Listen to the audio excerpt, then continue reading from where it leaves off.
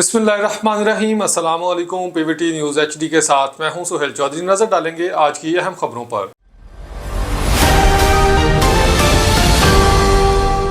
जैकवाबाद से bureau chief Mahtab Ahmad Dashti की report के मुताबिक महकमा सेहत जैकवाबाद 17 से 29 नवंबर 2025 तक खसरा और रुबेला से बचाव की कौमी वैक्सीनेशन मुहिम शुरू हो गई है।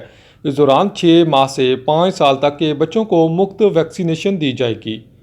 यूसी दश्ती के medical officer doctor Shaukat Ali Soomro ने ब्रीफिंग दी। अपनी टीमों को सुबह के वक्त वैक्सीन ही इन बीमारियों से बचाव का मौसर तरीका है। वालिदैन से दरख्वास्त है कि अपने बच्चों को लाजमी वैक्सीन लगवाएं और टीमों के साथ मुकम्मल ताउन करें।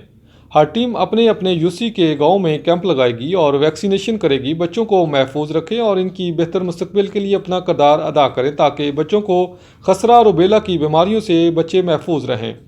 इस मुहिम visit doctor Saima Deepak Kumar, medical officer doctor Shaukat Ali Somru ने टीम को गांव अब्दुल अजीज जतोई चेक किया।